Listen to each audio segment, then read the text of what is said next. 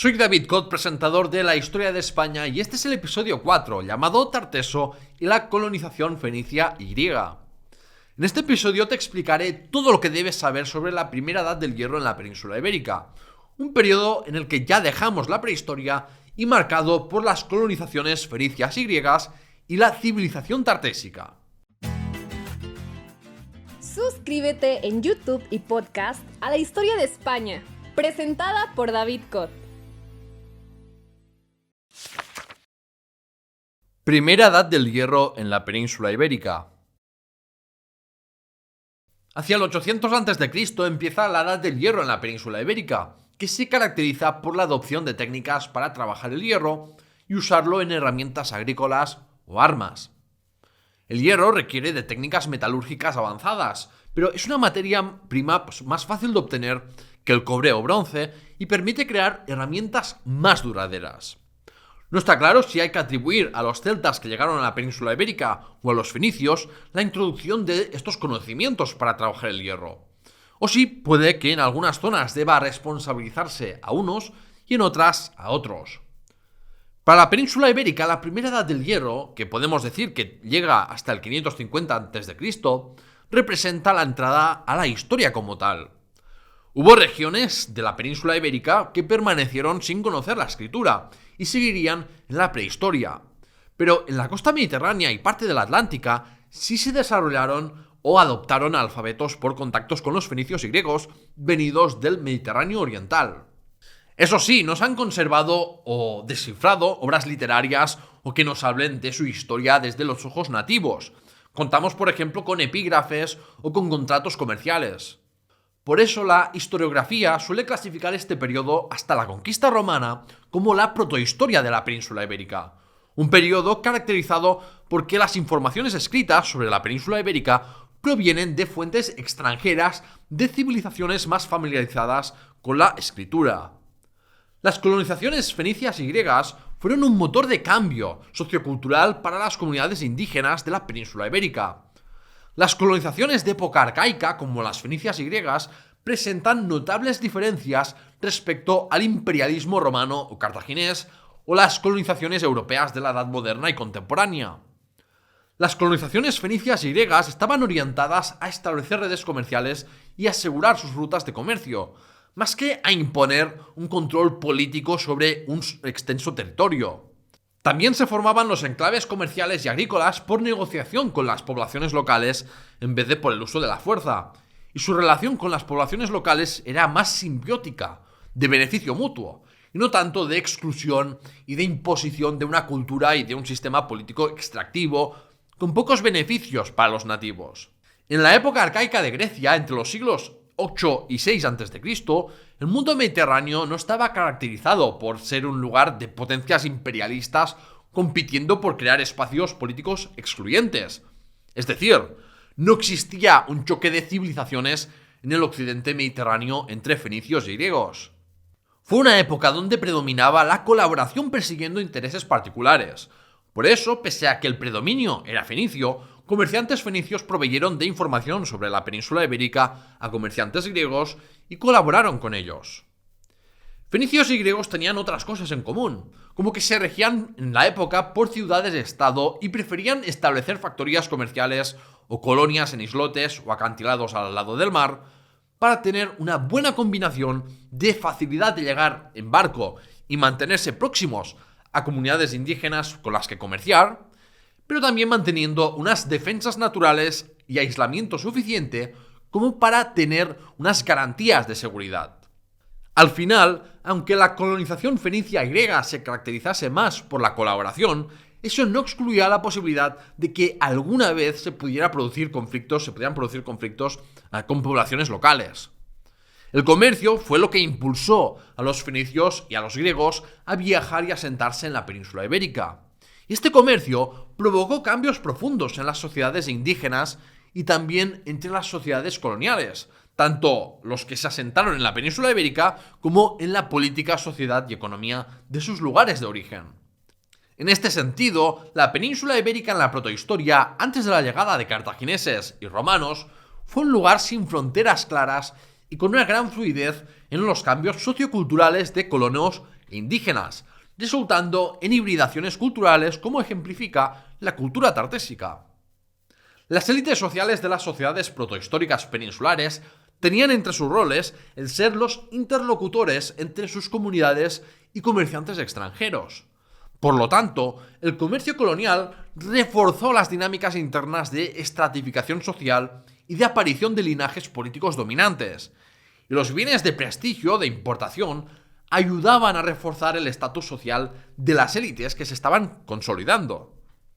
Bajo la influencia fenicia y griega se explotó más intensivamente las minas, la tierra agrícola y la ganadería, y se incrementó la capacidad de almacenamiento con cerámicas y graneros. Y es que esto era necesario para una población en crecimiento y porque se debía incrementar la producción indígena para poder incrementar la importación de productos fenicios o griegos. Por ejemplo, fue por los fenicios en el sur y los griegos en el noreste que se introdujo el cultivo de vid y olivos, por mucho que no se generalizasen en la península ibérica hasta época romana. El vino se apreció y usó en ceremonias y contextos sociales, y de importar este producto se pasó a también producirlo localmente. De hecho, tras los siglos VI y V a.C., y coincidiendo con la crisis tartésica y del mundo fenicio oriental, disminuyó el consumo de bienes de importación y muchos productos manufacturados previamente importados se produjeron en la península ibérica, siguiendo en buena parte estilos fenicios o griegos. Fenicios en la península ibérica. Creo que todo el mundo sabe situar a los griegos, pero ¿quiénes fueron los fenicios y de dónde vinieron? Fenicia era una región que ocupaba principalmente lo que hoy es el Líbano, en el levante mediterráneo, pero también partes de Israel-Palestina y Siria. Hacia finales del segundo milenio a.C., en torno al 1200 a.C., se puede empezar a hablar de los fenicios, unas gentes semitas definidas principalmente por compartir una lengua y alfabeto y unas creencias religiosas, además de unas mismas dinámicas políticas y económicas. Fenicia fue una civilización que destacó por sus navegaciones marítimas y el comercio a larga distancia. Y además, los fenicios fueron muy importantes por crear un alfabeto en contraste con los jeroglíficos u otros sistemas de escritura menos eficientes. Tanto es así que el alfabeto griego surgió a partir del fenicio, y de él el latino que usamos actualmente. Así que dadle las gracias, que si no, podríamos tener un sistema de escritura como los caracteres chinos. Fenicia se organizaba por ciudades-estado independientes. Sus principales ciudades eran Sidón, Tiro, Biblos y Arwat, a veces sometidas al tributo de imperios como el imperio neoasirio o el egipcio. Las ciudades-estado fenicias se regían por monarquías hereditarias con monarcas prácticamente divinizados. Los mayores mercaderes fueron los reyes, que contaban con una gran flota y financiaban viajes de exploración arriesgados en busca de nuevas oportunidades de negocio. De este modo, los estados tuvieron un papel fundamental en las colonizaciones fenicias. Lo que pasa es que a la que se establecían rutas, factorías comerciales y colonias, progresivamente más y más gente no relacionada con la monarquía se beneficiaba de ello. De ahí emergieron desde el siglo IX a.C. unas oligarquías urbanas o burguesías enriquecidas por el comercio a larga distancia, y actuaron como una facción política y un contrapoder a la monarquía a través de asambleas políticas. Eso generó divisiones políticas y sociales, porque los reyes, aristócratas y en definitiva los terratenientes les parecía más bien mantener la alianza y el pago de tributo a los asirios, pero los burgueses y oligarcas urbanos querían acercarse a Egipto porque los tributos en forma de productos de lujo exigidos por los asirios perjudicaban su principal fuente de riqueza. El estar en medio de dos imperios provocó que en el siglo VII a.C., entre los años 700 y 600, los asirios intervinieran de forma más directa en la política fenicia, mientras que Egipto promovió revueltas aplastadas violentamente por los asirios. La ciudad-estado de Tiro, de donde procedían la mayoría de colonos fenicios occidentales, perdió su hegemonía sobre el resto de Fenicia, y Sidón fue destruida en medio de estos conflictos. Y estas guerras provocaron la migración de muchos fenicios a las colonias occidentales, notablemente hacia Cartago, pero también en otras más pequeñas como las de Cerdeña o las de la península ibérica. Esto a su vez fortaleció económicamente las colonias y debilitó económicamente sus metrópolis y el lazo que había existido entre la colonia o factoría comercial y la ciudad que la fundó. Irónicamente, no empezó a emerger una identidad común fenicia cuando ya prácticamente dejamos de hablar de Fenicia, algo similar a lo que ocurrió en la antigua Grecia. Es decir, no fue hasta que las ciudades-estado fenicias se vieron amenazadas por potencias extranjeras o ya cayeron en sus manos que se formó una identidad común fenicia más allá de la identidad ligada a su ciudad-estado como había ocurrido hasta entonces. Del mismo modo que solo hubo intentos de unidad política fenicia para cuando ya era demasiado tarde. De hecho, el nombre de los fenicios no venía de ellos mismos, sino que les vino dado por los griegos que bautizaron con este nombre a las poblaciones que eran las principales productoras y exportadoras del tinte púrpura y tejidos de ese color. ¿Cuándo llegaron los fenicios a la península ibérica y qué los llevó a comerciar tan lejos de su tierra natal? Los fenicios ya habían establecido rutas marítimas y contaban con factorías comerciales en Chipre o Cerdeña. Y desde Cerdeña es probable que recibiesen las primeras informaciones sobre la península ibérica. Sus primeros viajes a la península ibérica serían un poco a modo de exploración del potencial económico del comercio ibérico, sin que se produjera la fundación de asentamientos fenicios. Esto es lo que conocemos como precolonización. Tenemos varias informaciones que apuntan en esta dirección, como menciones bíblicas a Tarteso que apuntan a que los fenicios pudieron llegar tan pronto como en época del rey Hiram I de Tiro y de los reyes David y Salomón de Israel, en el siglo X a.C. Y de manera más verificable se encontraron en Huelva cerámicas fenicias, griegas eubeas, chipriotas y sardas de finales del siglo X a.C., en torno al 900 a.C. No sabemos si Huelva puede definirse como una ciudad en aquella época, porque por desgracia la mayoría de investigaciones arqueológicas en la capital onubense han sido intervenciones de urgencia. No ha habido una excavación sistemática. Sobre todo porque, claro, Huelva es una capital provincial. Hubiera uno o varios poblados en la zona ocupada hoy por la ciudad de Huelva, el caso es que ya estaban bien consolidados y seguramente por eso los fenicios no pudieron establecer colonias ahí. Si la zona del sudoeste peninsular y del estrecho de Gibraltar fue la que más interesó a los fenicios para comerciar y colonizar, es porque lo que más andaban buscando eran metales, sobre todo estaño, oro, plata, cobre y plomo.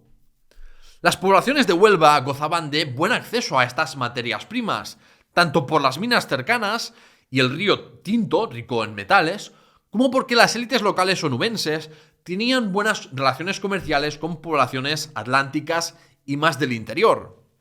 Tras años de fructíferas relaciones comerciales con estas poblaciones de Huelva, los fenicios optaron por formar asentamientos cerca de Huelva, pero en zonas sin poblados establecidos, como era el caso de la bahía de Cádiz.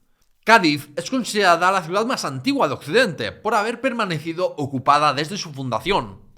Los geógrafos clásicos como Estrabón afirmaban que la colonia fenicia de Cádiz, futura Cádiz, fue fundada en torno al 1100 a.C., pero se ha podido descartar esa fecha porque el registro arqueológico más temprano data de finales del siglo IX o principios del 8 a.C., en torno al año 800 a.C., unos 100 años después de los primeros intercambios comerciales entre fenicios y nativos del sudoeste peninsular. En aquel entonces la bahía de Cádiz se veía bastante diferente, y Cádiz era un archipiélago compuesto por unas islas conocidas como Ericeia y Cotinusa. En época fenicia romana, Cádiz se mantuvo como una ciudad dividida por un canal que servía de puerto, y al experimentar un gran crecimiento en el siglo VI a.C., también hubo población que se asentó en tierra firme.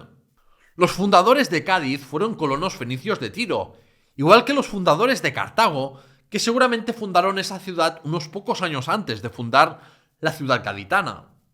Los primeros fenicios colonos eligieron el emplazamiento del archipiélago gaditano como un espacio no poblado por los nativos, con buenas defensas naturales y buen acceso para los barcos, y como lugar de tránsito cercano al lugar de mayor interés para los fenicios, Huelva. Cádiz sirvió de puente entre culturas diferentes y fue un enclave importante para el comercio, aunque vale la pena decir que no parece que superase en importancia a Huelva durante todo el periodo tardesico, y que Cádiz seguramente nació como un emporion o factoría comercial que, al ir creciendo, se elevó a ciudad. Unos 50 años después de los primeros asentamientos fenicios, se observa un aumento significativo en las importaciones de ánforas fenicias en Huelva y otros rincones. Esto nos confirma el éxito de las aventuras coloniales. En la fundación de nuevas colonias, los sacerdotes tuvieron un papel importante. Y es que los propios templos fenicios actuaban como centros de transacciones comerciales y financieras, donde los dioses garantizaban que las transacciones fueran legítimas. Esto se ve, por ejemplo, en el templo de Melkart de Cádiz.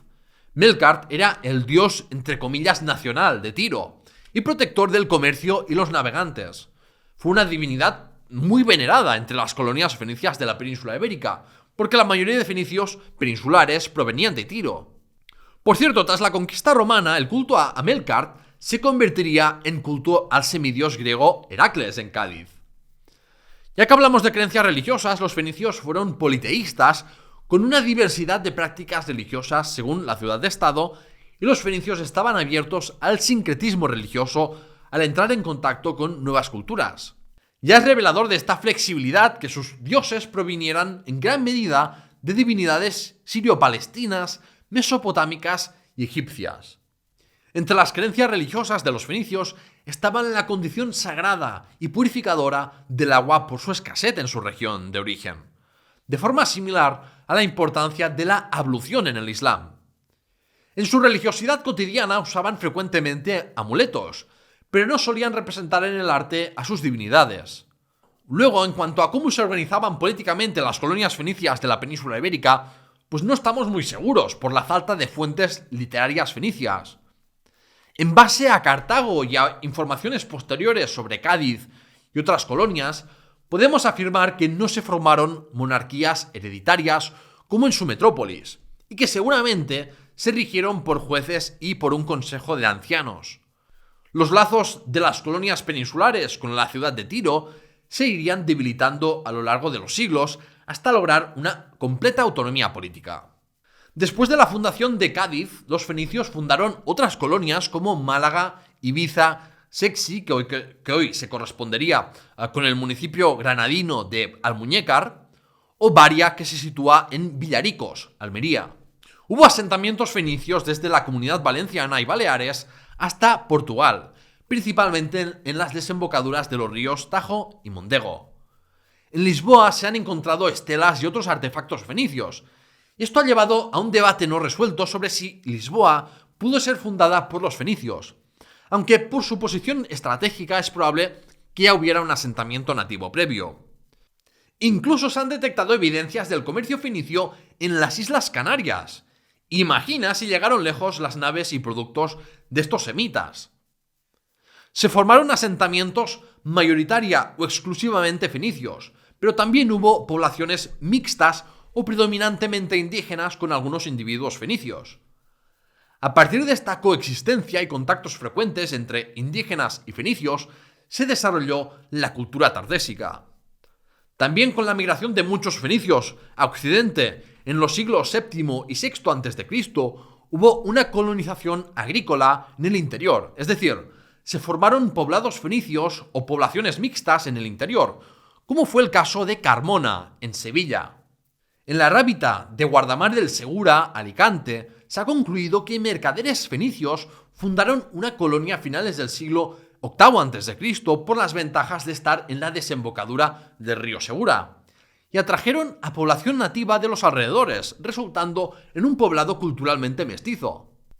La arquitectura y urbanismo era de tipo fenicio, pero la cerámica de estilo indígena siguió teniendo mucha presencia, y con el tiempo resulta difícil distinguir entre unos y otros.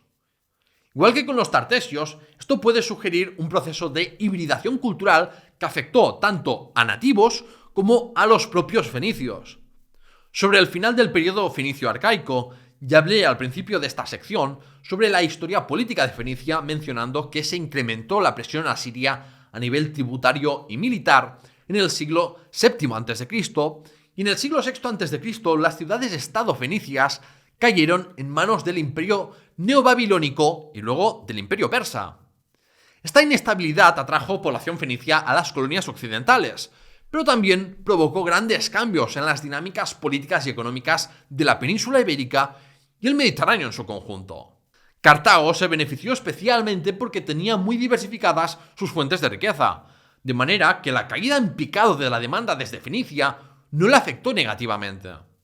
Cartago pudo sobresalir como nueva potencia mediterránea a nivel militar y económico y no tardó en poner dentro de su órbita de influencia política a otras colonias fenicias occidentales. En el siglo VI a.C. hubo una reordenación territorial en la península ibérica, con muchas pequeñas factorías comerciales fenicias desapareciendo a favor de ciudades fenicias más grandes y dinámicas. Este fenómeno urbano también ocurrió entre las comunidades nativas. Por su parte, Cádiz emergió como una ciudad-estado, recogiendo el testigo dejado también por la tartésica Huelva, y reorientó con éxito su economía del comercio con metales y productos de lujo a productos piscícolas. De manera que la importancia de la minería y metalurgia cayó, pero Cádiz y otras colonias fenicias apostaron por actividades relacionadas con la explotación de recursos marinos, tales como la pesca, salazón, salinas o la producción cerámica. Tarteso y los tartesios.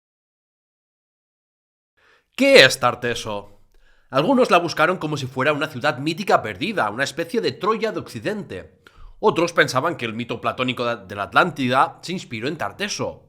Fantasías aparte, hoy en día se entiende Tarteso como una civilización o cultura indígena fuertemente influida por los fenicios, una cultura híbrida del sudoeste peninsular, con una cronología que va desde el siglo VIII al V a.C. Y es que los intercambios comerciales también suponen un intercambio de ideas, creencias y costumbres. Al inicio de los contactos con los fenicios, Tarteso se limitaría a la costa suroccidental, entre Huelva y las desembocaduras del Guadalquivir y Guadiana hasta la bahía de Cádiz, a la que se fue afianzando la colonización fenicia y la hibridación cultural de los indígenas influidos por los fenicios, surgiendo así la cultura tartésica. Pues fue poco a poco la cultura tartésica extendiéndose en el siglo VII a.C. más al interior, hasta el río Tajo en Extremadura. No era un territorio culturalmente homogéneo, porque claro, la intensidad de la influencia fenicia no fue igual en todo ese territorio, y antes de los contactos y colonización fenicia, no existía una única cultura indígena. Sobre Tarteso tenemos algunas informaciones en fuentes escritas. Cada vez está más aceptado que el Tarsis de la Biblia hebrea es Tarteso, pues Tarsis era descrito como un lugar importante para el comercio fenicio, asociado a la ciudad-estado de Tiro y conocido por su riqueza en metales preciosos, con lo que cumple con las características asociadas a Tarteso. Por ejemplo, nos revela estas noticias importantes sobre Tarteso y el comercio con los fenicios. Cita: pues la flota del rey iba a Tarsis con los siervos de Hiram. Una vez cada 3 años, las naves de Tarsis solían venir trayendo oro, plata, marfil, monos y pavos. Tarsis hizo negocios contigo, Tiro, por la abundancia de tu magnífica riqueza.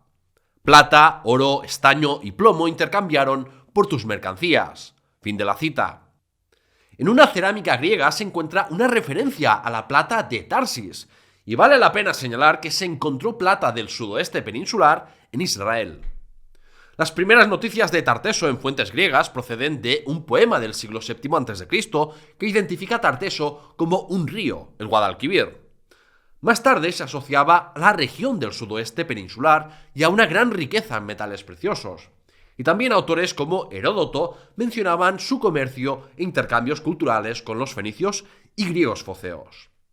Los viajes griegos a Tarteso debieron tener un componente estatal importante, porque una de las pocas informaciones de historia política con las que contamos sobre Tarteso es sobre un rey tartesio llamado Argantonio. Desconocemos si existió un rey con tal nombre, si fue un nombre dado por los griegos para relacionar su riqueza a la plata, o si más bien era una dinastía por la longevidad que se le atribuía. Por cierto, no existe evidencia que pueda apoyar la teoría de que existió un reino o imperio tartésico, ni arqueológica porque no hay indicios de violencia generalizada o de que fuera una sociedad guerrera, ni literaria, porque un pasaje bíblico apunta a que había múltiples reyes en Tarteso, lo que tiene todo el sentido del mundo, dado el contexto mediterráneo arcaico, donde predominaba la organización política en ciudades-estado. Aún así podemos describir Tarteso como un engranaje cultural y económico integrado, pese a la falta de unidad política. Volviendo a Argantonio, lo que parece real es que este rey tartésico ofreció a los griegos foceos la posibilidad de asentarse en sus dominios, y al rechazar estos su ofrecimiento, lo que hizo fue darles el oro necesario para financiar la construcción de una muralla en Focea, su lugar de origen, amenazado por otras potencias. Este recinto amurallado de entre 5 y 8 kilómetros se ha podido documentar arqueológicamente y databa de entre los años 600 y 580 a.C., con lo que se confirma que esta información era real. Además, también se descubrió de la misma época un santuario dedicado a la diosa Atenea, de manera que el influjo de jugosas ganancias del comercio con Tarteso pudo ser clave en todas estas obras públicas construidas en un reducido lapso de tiempo antes de caer Focea en manos persas. ¿De dónde pudo ser el rey Argantonio? No lo sabemos, pero no sería de extrañar que reinase sobre Huelva. Con el crecimiento económico traído por el comercio de metales en su privilegiada ubicación en la desembocadura de los ríos Tinto y Odiel, Huelva emergió como núcleo urbano y fue la principal ciudad de Tarteso, y mantuvo un poder político y económico más fuerte que Cádiz hasta el siglo VI a.C., cuando se produjo la crisis del núcleo de Tarteso, como veremos más adelante. La riqueza mineral de Tarteso provenía principalmente de las minas en torno al río Tinto y de Sierra Morena. Los fenicios introdujeron técnicas más avanzadas para la extracción y procesamiento de la plata, y esto permitió incrementar su producción. Pese a esa adopción de una tecnología fenicia, las élites locales tartésicas eran quienes controlaban el cotarro de la explotación minera y el transporte de materiales, y los fenicios se limitaban a exportar el codiciado estaño, oro, plata y cobre de Tarteso, por lo que fue una relación muy beneficiosa para ambas partes. Este comercio también debió atraer otros grupos ibéricos que no habían habitado el sudoeste peninsular, ya que se ve un notable incremento demográfico y el surgimiento de numerosos núcleos urbanos tras las primeras colonizaciones fenicias para satisfacer la demanda de minerales y otros productos. Las sociedades asociadas con la riqueza suelen ser muy desiguales, como hemos visto en otros casos como la cultura argárica o en Al-Ándalus. Así que no me sorprendería que la sociedad tartésica fuera muy desigual. Y es posible, y hasta me atrevería a decir, probable, que existiese algún tipo de servidumbre o esclavitud en Tarteso, para explotar las minas, entre otras actividades. Pero la economía de Tarteso no dependía solo de la explotación minera. Numerosos mitos asocian Tarteso con una riqueza ganadera, que aún se explotaba mucho mediante el pastoreo y la vida un poco nómada. Pero también aumentó la cría de ovejas, cabras, cerdos y aves de corral. Es curioso que los análisis hasta la fecha apunten a un aumento del consumo de carne de cerdo, cuando los fenicios estaban en contra, igual que otros pueblos semitas. Y datos como estos nos recuerdan que los tartesios no eran una copia ibérica de la cultura fenicia. Los fenicios tuvieron una gran influencia en las técnicas de alfarería tartésicas, lo que permitió crear tipologías más diversas de cerámicas e incrementar los niveles de producción. El valle del Guadalquivir era suelo muy fértil para la agricultura y se formaron poblados como Carmona, con población indígena y también fenicia colaborando para explotar mejor la fértil tierra andaluza. Y como comenté al principio del episodio, los fenicios introdujeron el cultivo de vid y olivos, así como de nuevas especies leguminosas y árboles frutales. Esto demuestra que por mucho que destaquemos el papel comercial y metalúrgico de los fenicios, tuvieron también incidencia en la agricultura y otras actividades económicas. Pasando a la religión, los tartesios adoptaron el culto de numerosas deidades fenicias como Melkart, Astarte y Baal. La diosa fenicia Astarte fue aún más venerada que Melkart entre los tartesios y otros pueblos indígenas peninsulares.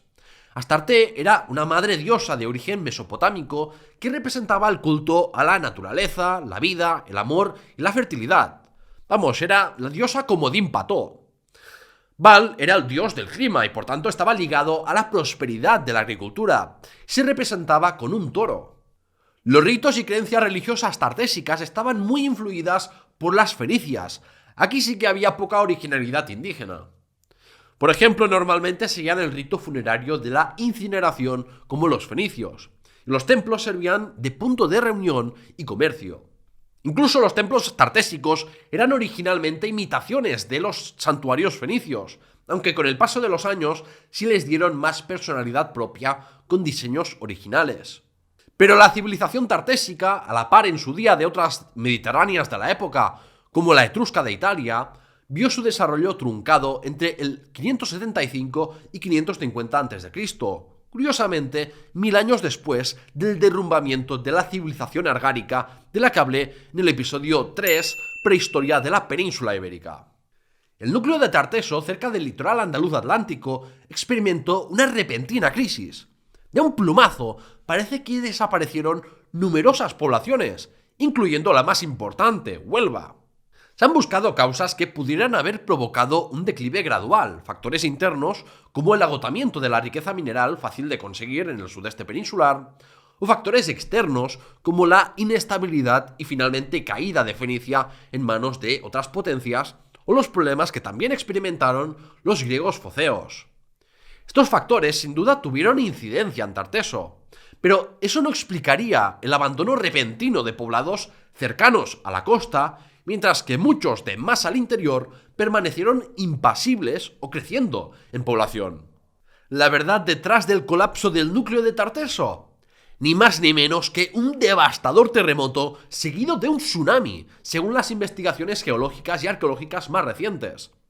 Este desastre medioambiental había truncado el desarrollo cultural y económico tartésico, aunque no acabó con Tarteso como cultura en todos los lugares. En el territorio nuclear tartésico, cerca de la costa, cambió el modelo de poblamiento, la cultura material y el modelo económico. De ahí nace la cultura turdetana como heredera de la cultura tartésica.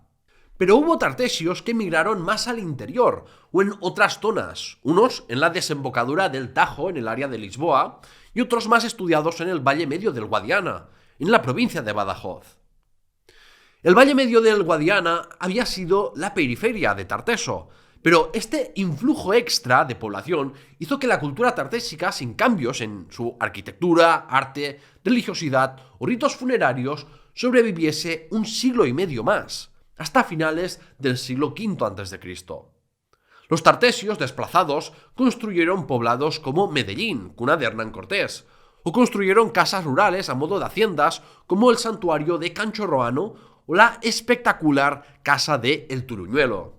El Turuñuelo es un edificio muy grande para la época, de al menos 2 pisos, con partes construidas con mortero de cal, cosa que se pensaba que no se había producido en la península ibérica hasta época romana, igual que la bóveda de ladrillo del Turuñuelo, que también sorprendió porque no se pensaba que ya estuviera tal técnica en época tartésica.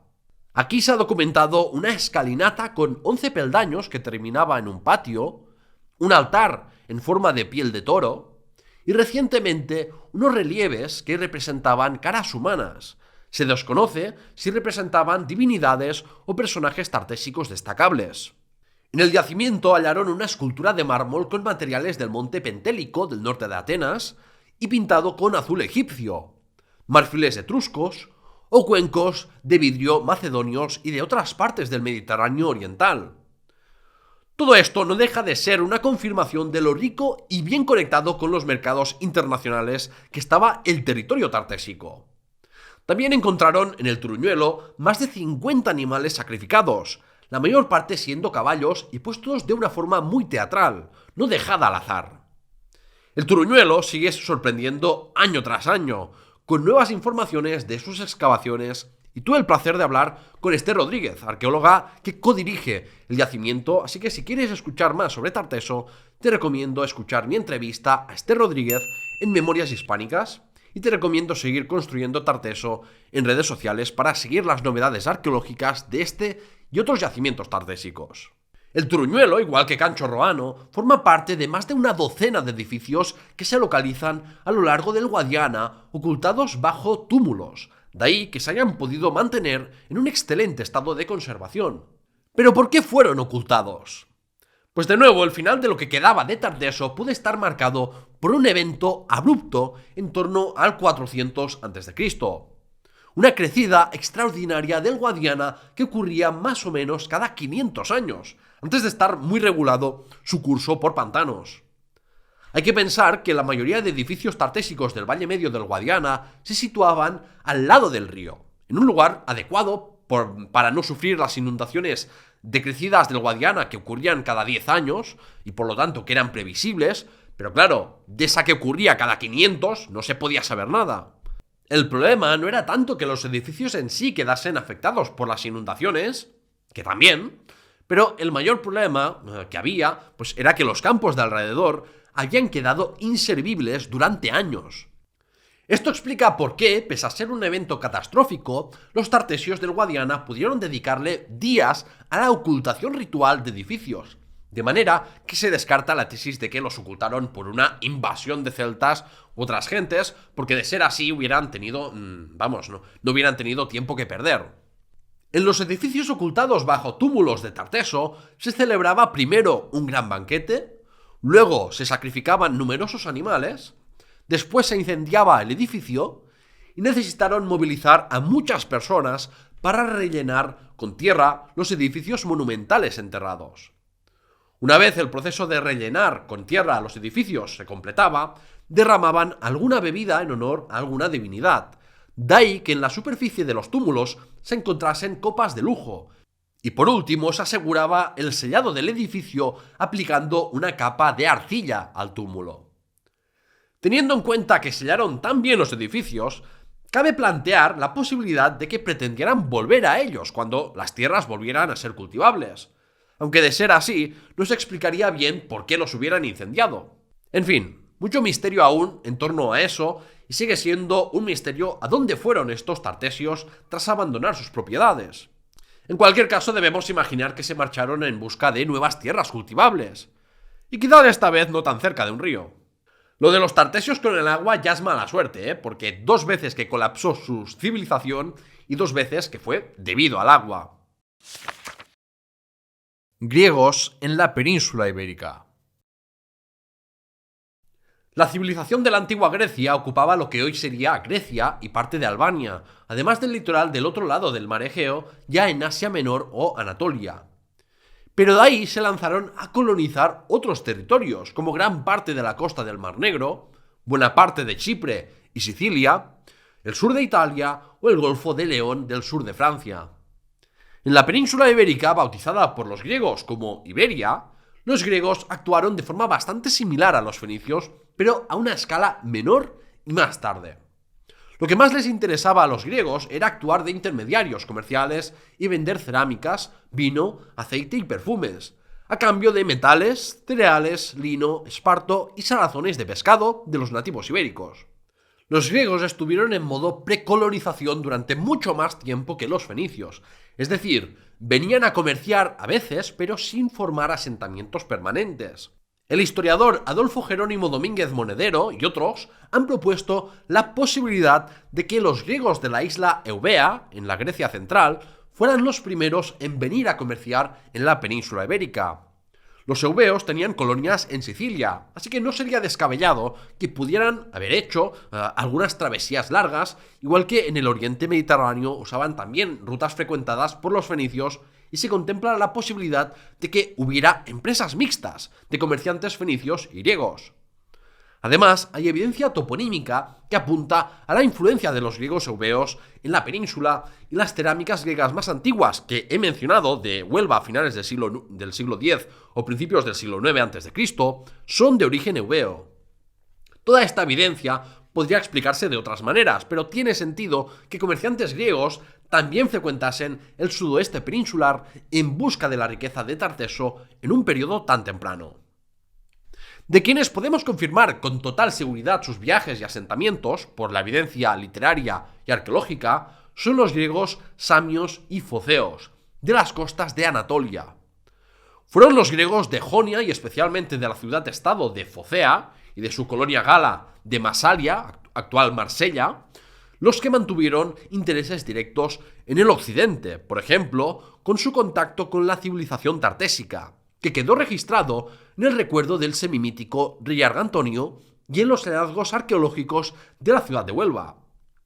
De estas experiencias nacieron poemas épicos y fábulas que presentaban el extremo occidental del mundo conocido como una tierra con un aura de misterio y rica en metales y ganado, gobernada por hombres sabios y longevos. La ciudad fenicia de Málaga se ha comprobado arqueológicamente que tuvo una importancia especial en el comercio de mercancías griegas, lo que de nuevo refuerza la tesis de cooperación entre fenicios y griegos y no de antagonismo al choque de civilizaciones. Tras estos contactos comerciales, griegos foceos de la colonia de Masalia fundaron entre el 580 y 560 a.C. Ampurias o Emporion, como la conocían ellos. Como el nombre indicaba, nació como un emporion, un mercado o factoría comercial de poca extensión con exclusiva vocación comercial y sin ningún gran terreno agrícola, con la función de extender las redes comerciales de Focea y Masalia y comerciar con los nativos de cerca y también de servir de punto de tránsito para antes de embarcarse en travesías más largas por el sur de la península. Aún sigue habiendo debate historiográfico sobre cuándo Emporion pasó a ser una polis, una auténtica ciudad-estado con sus muros, hinterland agrícola, acuñación de moneda y gobierno cívico. Pero se puede decir que desde el siglo V a.C. se la puede considerar una polis. El primer asentamiento de Ampurias, conocido como Palaiápolis, fue un poblado de 3 hectáreas fundado sobre un asentamiento indígena de la Edad del Hierro, según revelaron los hallazgos arqueológicos del último cuarto de siglo. En este asentamiento autóctono ya había unos pocos restos de importación de materiales fenicios, etruscos y griegos, posiblemente llegados a través de comerciantes griegos que actuaban de intermediarios de productos de origen diverso, unas décadas antes de la fundación de la colonia griega de Ampurias. En el segundo cuarto del siglo VI a.C. hay una clara ruptura respecto al pasado indígena por la instalación de una colonia griega. Desconocemos exactamente bajo qué términos los griegos se establecieron ahí, si por acuerdo con los indígenas o de forma violenta. Pero los contactos comerciales de cooperación previa parecen favorecer la tesis de que hubo más bien colaboración y coexistencia entre indígenas y griegos, ya que igualmente el objetivo de los colonos era vender productos a los nativos. Desde entonces aumentaron los materiales de importación, se observa una mayor estructuración del espacio habitado, nuevas técnicas constructivas y nuevas actividades artesanales. Pero al mismo tiempo, entre la segunda mitad del siglo VI y todo el siglo V a.C., los arqueólogos creen que hubo casas y objetos claramente de tradición indígena, con lo cual el nacimiento de la colonia griega de Ampurias pudo ser mucho más complejo de lo que las fuentes escritas transmitieron, y la identidad del asentamiento pudo ser mixto griego e indígena antes de que el elemento griego se convirtiera en el dominante. Palaiápolis pertenece al sector ocupado hoy por el pueblo de San Martín de Ampurias, que hasta el siglo XI fue la capital del condado de Ampurias. Originalmente esta zona era un promontorio o un cabo unido a tierra firme por un pequeño istmo, pero actualmente está completamente unido a tierra por la sedimentación del paso de los siglos, al igual que el antiguo puerto natural situado en el estuario de los ríos Ter y Fluvià. Por lo demás, la localización no era nada excepcional, pues por ejemplo el puerto natural no era más que una cala de poco fondo y expuesta a los vientos del norte. No muchos años después, los griegos fundaron Neápolis, un núcleo urbano un poco más grande de 5 hectáreas situado unos metros más al sur del puerto natural, que es la parte del yacimiento que hoy en día está excavada. De este modo, la Emporion griega se convirtió en una ciudad doble. Los emporitanos fueron los primeros en acuñar moneda en la península ibérica, acuñando monedas de plata inspiradas en las de la colonia griega de Siracusa, en Sicilia. Las monedas emporitanas circularon en la península ibérica y el sur de la Galia y fueron imitadas por otros, lo que refleja la importancia comercial de Ampurias en la época. Se encontraron monedas griegas, por supuesto, en toda Cataluña, por ser donde tenían más influencia, pero también se encontraron algunas en la costa valenciana y Baleares, Aragón, Murcia, Andalucía e incluso Castilla-La Mancha o Extremadura. La acción de los expoliadores del patrimonio y coleccionistas privados ha dificultado un estudio completo y riguroso para entender el grado de circulación de moneda griega en la península ibérica, porque muchas monedas en manos privadas no están documentadas y la mayoría de las documentadas fueron hallazgos casuales o descontextualizados arqueológicamente por no haberse encontrado siguiendo un método científico.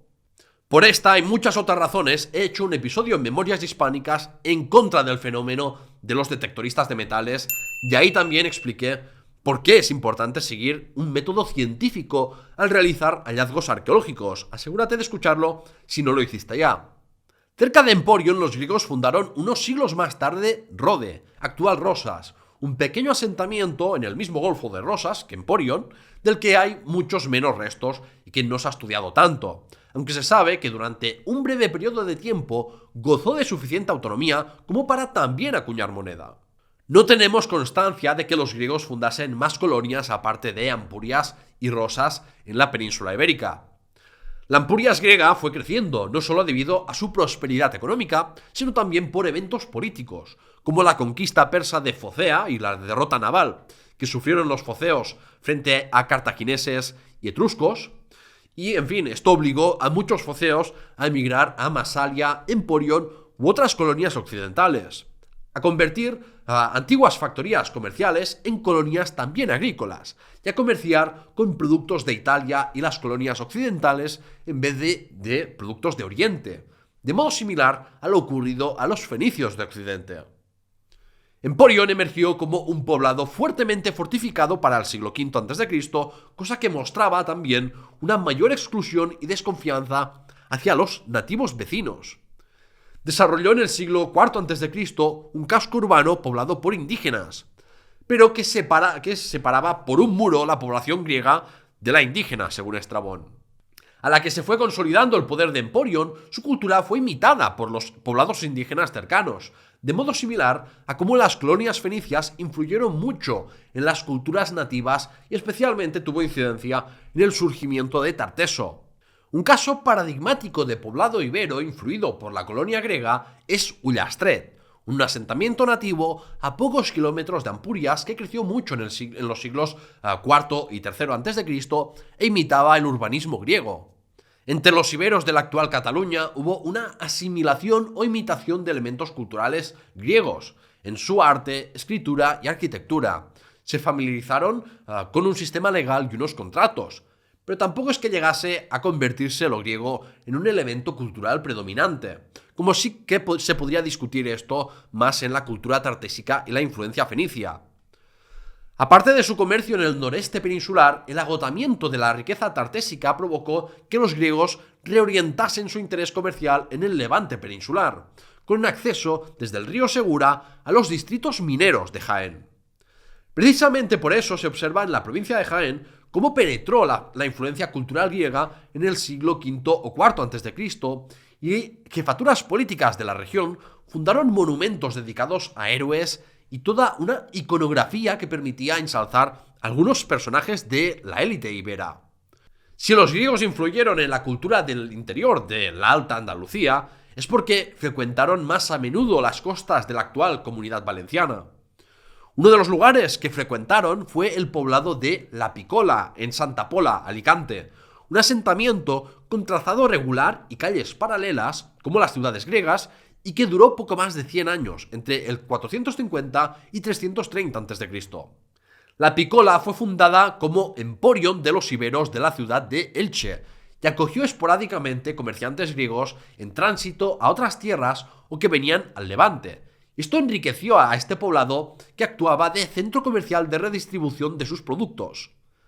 Por este tipo de asentamientos apareció el alfabeto greco-ibérico en esta región, para satisfacer la necesidad de recoger las comunicaciones entre griegos y las comunidades indígenas de la zona. Y es que los griegos cada vez triunfaban más en los negocios. Desde el siglo V a.C. aumentó mucho la difusión de cerámicas y otros productos griegos. Los vasos griegos no eran usados de forma cotidiana para comer como en Grecia, sino que entre los iberos eran objetos de prestigio que no todo el mundo podía conseguir, y se usaron como ofrendas funerarias y en contextos sociales muy concretos. Esto es similar a cómo Coca-Cola es un producto de consumo común en Estados Unidos, pero hace unos años, por ejemplo en Kenia, era una bebida de lujo reservada para reuniones sociales y dar la bienvenida a invitados. Con esto quiero decir que los productos pueden tener significados y prácticas distintas a las pensadas originalmente a la que cruzan fronteras. Y es un ejemplo de que en algunas cosas, más que helenizarse los iberos, se estaban iberizando productos griegos. En cualquier caso, Emporio no hizo más que crecer, y ya adelantándonos al siglo II a.C., con la llegada de los romanos, la riqueza de Ampurias conseguida por los beneficios de ser aliada de Roma permitió transformar el urbanismo emporitano con una nueva plaza ágora y un puerto artificial. Veremos más sobre Emporio y la influencia griega en la península ibérica en los próximos episodios.